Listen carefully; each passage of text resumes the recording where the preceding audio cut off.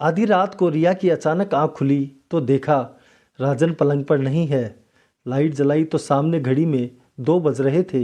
रिया को कुछ दिन से राजन पर शक भी हो रहा था। वो रिया में बिल्कुल भी रुचि नहीं ले रहा था। रिया को लग रहा था कोई गड़बड़ जरूर है। उसने कई बार राजन से पूछने का प्रयास किया मगर हर बार राजन किसी न किसी बहाने से टाल देता।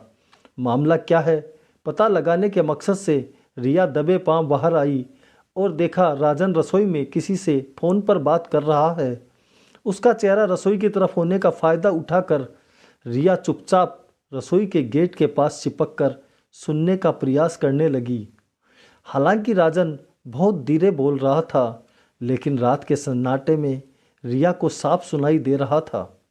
राजन किसी से कह रहा था, मैं और पैसे नहीं दे सकता, मेरी अब तक की सारी जमा पूंजी तुम्हें दे चुका हूँ, प्लीज़ मेरा पीछा छोड़ दो, मैंने तुम्हारा क्या बिगाड़ा है। राजन गिड़गिड़ा रहा था। रिया फुर्ती से अंदर गई और राजन के हाथ से फ़ोन छीन लिया। राजन सकपका गया। रिया फ़ोन कान के लगा सुनने लगी। दूसरी तरफ कोई महिला हंस रही थी। हंसते हुए बोली, बेटा रंगीन वीडियो कॉल के मज़े लिए हैं तो कीमत तो चुकानी ही पड़ेगी।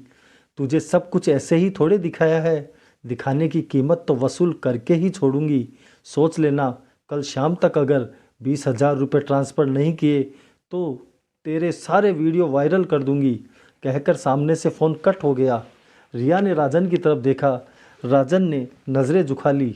रिया शांत स्वर में बोली, रूम में चलो राजन, मैं चाय लेकर आती हूँ। कमरे में आकर राजन निढाल सा बेड पर गिर गया।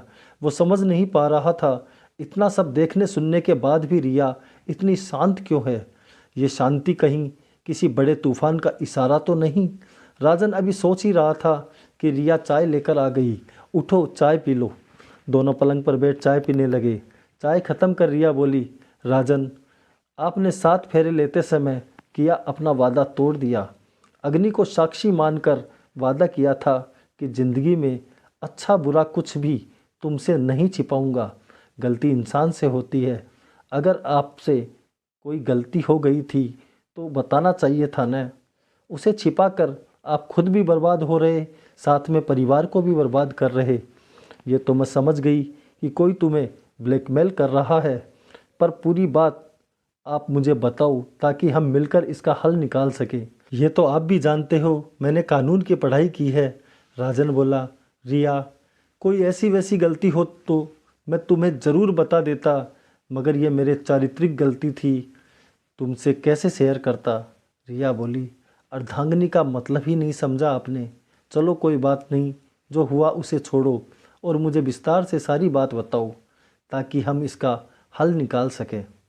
राजन बोला, रिया एक दिन मेरी फेसबुक पर किसी लड़की की फ्रेंड रिक्वेस्ट आई। मैंने पता नहीं क्या सोचकर स्वीकार कर ली। उसी दिन शाम को उसने मुझे हाय का मैसेज किया। मैंने भी रिप्लाई कर दिया। फिर न उधर से कोई मैसेज आया न मैंने कोई मैसेज किया। दूसरे दिन फिर मैसेज आया। मैंने पूछा, आप कौन? उसने कहा, प्रियंका। मैंने पूछा, क्या आप मुझे जानती हैं? वो बोली, हाँ, मैं आपसे दिल्ली में मिली थी। मैंने कहा, मैं तो कभी दिल्ली गया ही नहीं। तो वो बोली, फिर मुंबई मिले होंगे। आप ऐसा करो, मुझे अपना नंबर दो, मैं वीडियो कॉल करती हूँ। मुझे देखकर तुम्हें याद आ जाएगा। मुझे लगा कोई कॉलेज फ्रेंड मजाक कर रही होगी। ये सोचकर मैंने उसे नंबर दे दिया। रात करीब 9 बजे उसने मुझे व्हाट्सएप पर हाय का मैसेज किया। मैंने भी उसे रिप्लाई कर दिया। उसने मुझे पूछा, क्या आप अकेले हैं, मैं वीडियो कॉल करूं? उस दिन तुम भी यहाँ नहीं थी। मैंने कह दिया, हाँ मैं अकेला हूँ, तुम कॉल कर सकती हो। उसने मुझे वीडियो कॉल किया। जैसे ही मैंने कॉल रिसीव किया वो स्क्रीन पर बिल्कुल न्यूड खड़ी थी। बस यही मेरा पुरुष मन गलती कर गया। मैं वीडियो कॉल पर उसकी गंदी हरकतें देखता रहा। उसने मुझे न्यूड होने को कहा। मैंने वीडियो कॉल कट किया और वॉइस कॉल कर बोला, ये क्या हरकत है? दूसरी तरफ एक आदमी और औरत के हंसने की आवाज़ आ रही थी। मैं उसी वक्त समझ गया था मेरे साथ कोई खेल हो गया है। दूसरे दिन सुबह उसने मुझे अपनी स्क्रीन रिकॉर्डिंग भेजी जिसमें वो न्यूड होकर गंदी हरकतें कर रही थी और साथ में मेरा उसे देखते हुए वीडियो चल रहा था। थोड़ी देर बाद मुझे एक कॉल आया। मैं क्राइम ब्रांच से बोल रहा हूँ। तुम्हारे खिलाफ शिकायत आई है एक लड़की का देह शोषण करने की। मैं घबरा गया। मैंने उसे फिर से कॉल किया तो वो व्यक्ति बोला, मामला रफा दफा करने के 50,000 लगेंगे। मैंने उनके बताए नंबर पर 50,000 रुपये ट्रांसफ़र कर दिए। उसके बाद कभी 10 कभी 20,000 वे लोग मुझसे करीब 2 लाख रुपए ले चुके हैं। अब फिर 20,000 रुपये मांग रहे हैं। रिया बिल्कुल शांत स्वर में बोली, काश तुमने ये सब मुझे पहले बता दिया होता। खैर, देर आए दुरुस्त आए। अब सारी टेंशन छोड़ सो जाओ, सुबह देखते हैं क्या करना है। अगली सुबह रिया उठी, चाय बनाकर राजन को उठाया। रिया बिल्कुल टेंशन फ्री थी। राजन अंदर ही अंदर भयभीत था। काफ़ी देर तक जब रिया ने उस प्रकरण पर कोई बात नहीं की तो राजन ने पूछ ही लिया, फिर क्या सोचा तुमने उस ब्लैकमेलर के बारे में? रिया उसके पास बैठते हुए बोली, मैं अपना काम फ्री कर लेती हूँ, आप तैयार हो जाओ, फिर चलते हैं। रिया पहले ही अपनी दोस्त इंस्पेक्टर शिवानी से बात कर चुकी थी।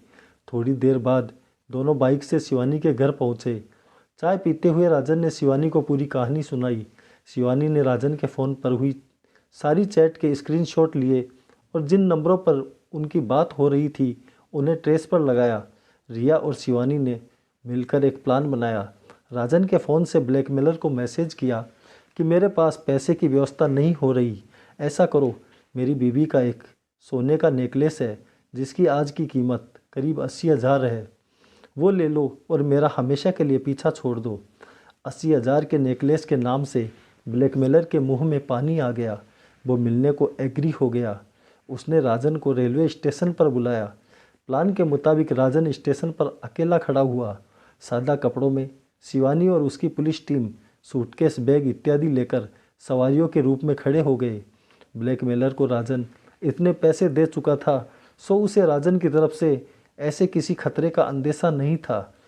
ट्रेन स्टेशन पर पहुंचने से 2 मिनट पूर्व उसने राजन को फ़ोन किया और फ़ोन चालू रखते हुए S4 डिब्बा के रुकने के स्थान पर पहुंचने को कहा। राजन ने ऊपर देखा तो वह अभी S2 पर था। उसने आंखों से शिवानी को इशारा किया और S4 की ओर चल दिया। थोड़ी देर में ट्रेन आ गई। ट्रेन का स्टॉपेज 1 मिनट का था। वो ट्रेन के गेट पर खड़ा था। राजन के साथ उसका फ़ोन चालू था। राजन को गेट के पास बुलाया और नेकलेस देने को कहा। प्लान के मुताबिक राजन अपने साथ एक खाली ज्वेलरी बॉक्स थैली में लेकर गया था। थैली सहित बॉक्स उस ब्लैकमेलर को पकड़ा दिया और ट्रेन रवाना हो गई। तभी ट्रेन के अंदर से 2 व्यक्ति ब्लैकमेलर की गर्दन पकड़कर कूदे। जब ब्लैकमेलर चारों तरफ देखकर राजन से नेकलेस लेने के लिए बुला रहा था, उसी वक्त 2 पुलिसकर्मी सादे कपड़ों में दूसरे गेट से चढ़ गए थे। ब्लैकमेलर की पहचान होते ही उन्होंने उसे दबोच लिया। शिवानी ने उसे रिमांड पर लेकर पूछताछ की तो उसकी निशानदेही पर 4 लड़कियों सहित 11 लोगों की पूरी गैंग पकड़ी गई। दोस्तों, साइबर क्राइम की ऐसी घटनाएं आजकल हर जगह हो रही हैं, अतः सोशल मीडिया में किसी अजनबी से बात करते समय सावधानी रखें। कहानी कैसी लगी कमेंट कर ज़रूर बताएं। लाइक और सब्सक्राइब करना न भूलें। जय हिंद, जय भारत।